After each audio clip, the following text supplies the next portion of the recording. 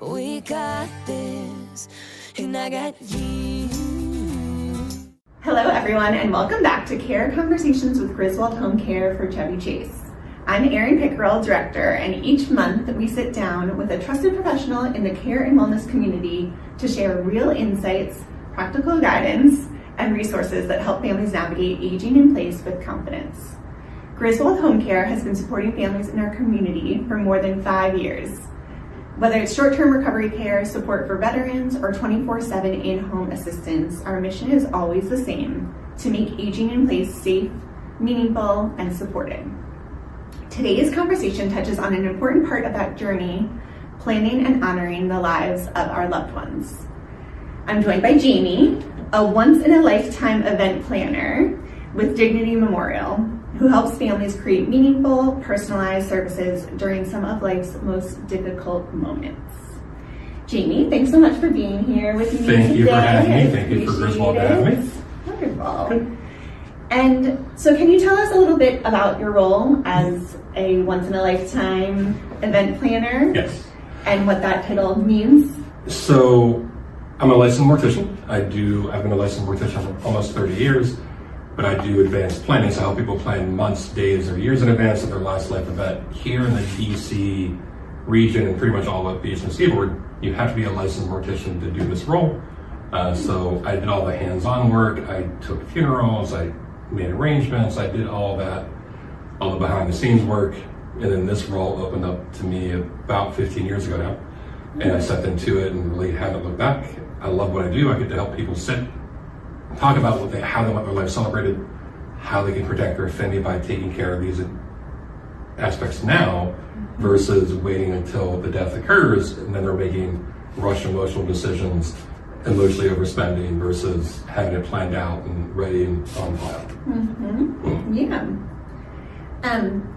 And so I guess in pre-planning, because we could talk about that a little bit more too. But and what's your role in supporting families during pre-planning, and I guess for the once-in-a-lifetime event as well? So I'll sit with a family. Either they'll call them in the funeral home, they'll get referred through a network that I do, whether it's through Rotary or through B9, or we helped their family years ago. Like the family I saw this morning, we assisted their family 16 years ago for their father. Now mom's unfortunately not well, so there's her death is unfortunately closer. So it's just talking to them, learning about mom, how they wanted to celebrate mom's life, whether she, loved a certain sport or she, is just a family person, and trying to figure out what aspect about their life they want to be celebrated. Because everyone's unique. Everyone should have their own celebration that is fitting to honor their life. So it usually just depends on how the conversation flows. Some people don't want to do anything, but me personally, I definitely feel very passionate about everyone deserves something. It's a rarity that someone dies and there's not some sort of life event, some sort of celebration, some sort of gathering to honor that life and celebrate that person. So.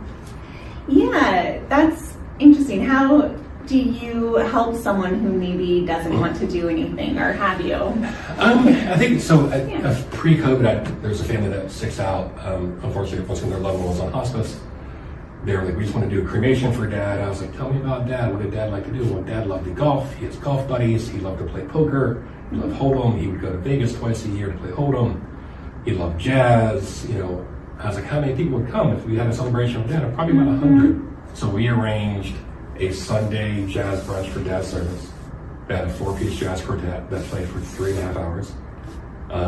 We had brunch, so we had shrimp and grits. We had eggs, waffles.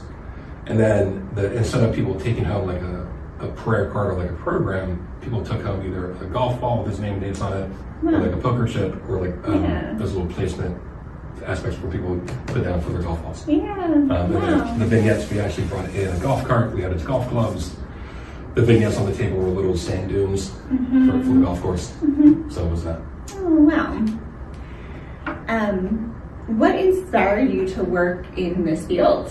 So I wanted to be a doctor as a kid, and then I wanted to be a nurse, And then I would have graduated the nursing program in the like 96, 97 in Pittsburgh, and they had issues with unions and different things, and I wanted to work in a hospital setting, and I was already working as an aide in a nursing home, and a friend of mine was like, you make a great mortician. And I was like, okay, that sounds good.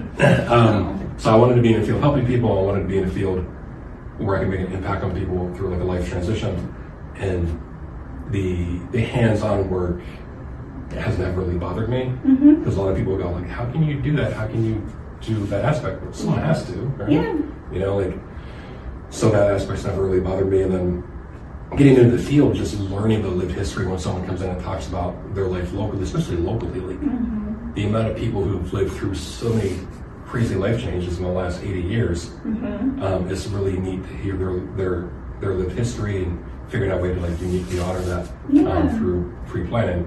And like once again, this position came up, I've loved it ever since I've been in the last 15 years. And my mom and I used to watch surgeries as a kid on like Discovery, and I grew up on like 80s horror films, so like the hands-on stuff has never really bothered me. Yeah. It's really important. I mean, it is really, you know, a part of our lives, and so however, you know, someone wants to be honored is really special. You know, you're a big part of that, and so and I guess, like, what are the biggest misconceptions that people have about funeral pre-planning? So for the pre-planning aspect, a lot of people don't think you can do it. I never know this is an option. Like most people on average, if they want to be buried, will buy a cemetery property in their like early 60s. Then they come to realize that they can pre-plan their funerals, and they usually do that in like mid 70s, late 70s on average. But with COVID, I had people since COVID till now as their 20s and 30s and 40s come in, going, we saw too many family members have to start GoFundMes to figure out how to get this paid for, versus they're coming in and doing it early because they know, because this is the one sure thing in life we're all going to experience. At some point in time, our lives will end. At some point in time, we're going to know someone who unfortunately needs the services. And it's always better, just like anything else in life, if you plan it, it usually works out a lot better than kind of winging it. Yeah, exactly. That's, I guess,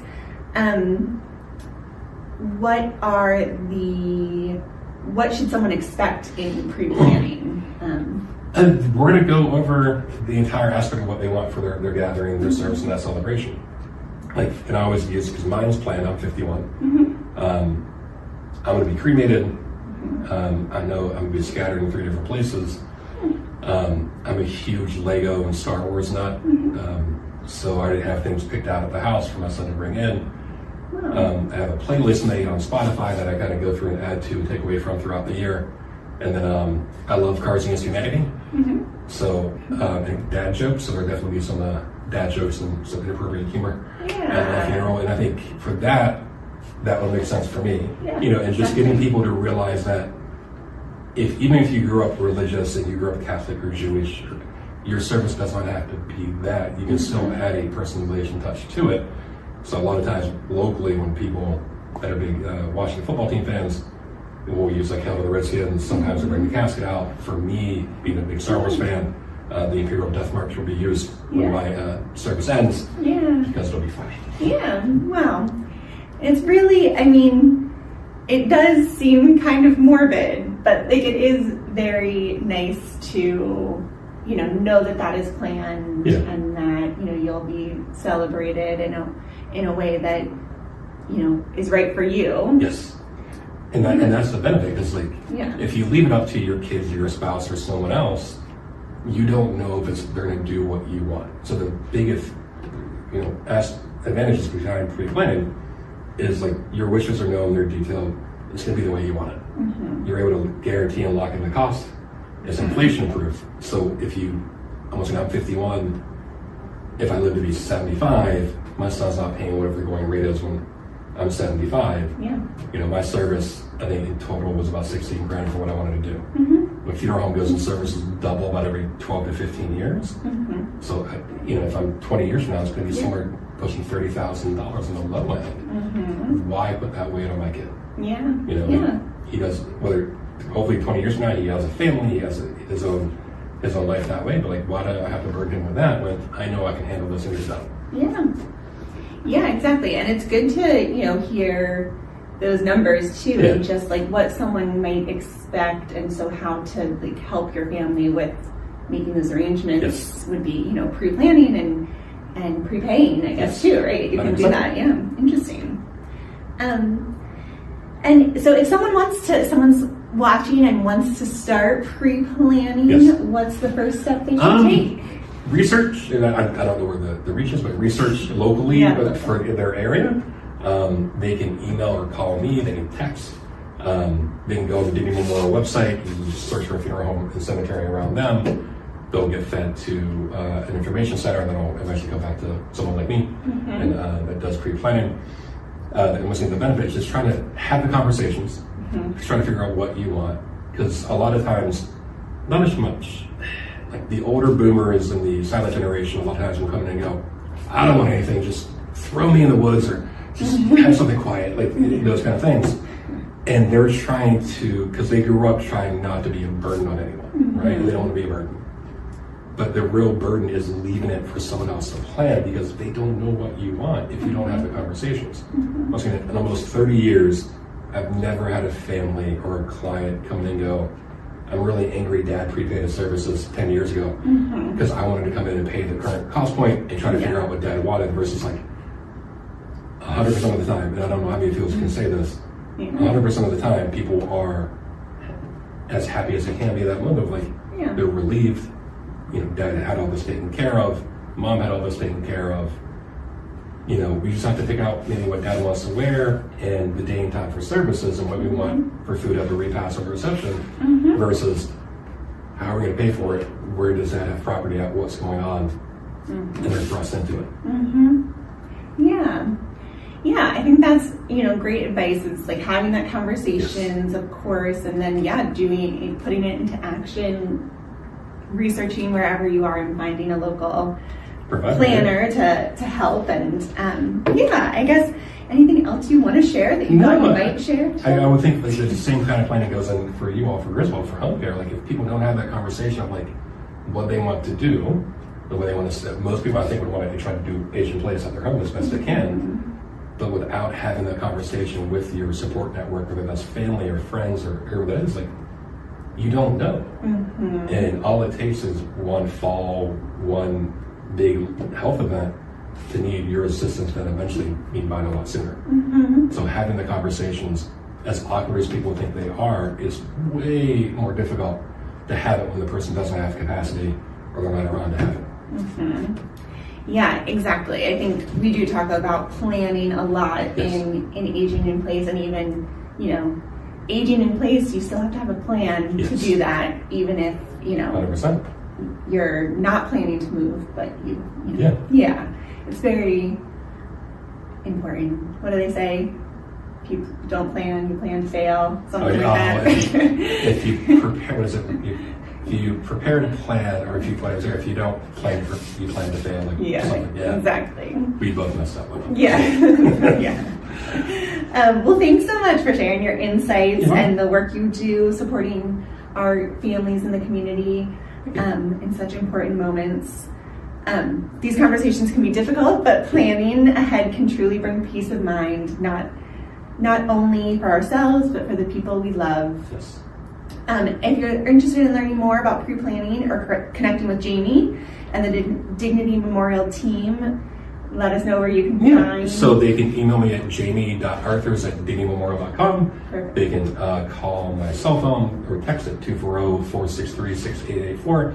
If they're around April 21st, Erin's joining me at Heinz Body Funeral Home with Michelle Bell from the Chen Law Firm to do a tacos, tequila, and trust event at 6 o'clock in the evening. Hopefully that flyer will be part of this as well. But that's going to be a fun event. You got to register for it, but come out, enjoy the evening, eat some great food, meet some new people, and have a good education for what you need to do to protect you and your family. Great. I'm really looking forward to it. It should be really fun. And so thanks so much for being here. Thanks for watching, and we'll see you next time on Care Conversations.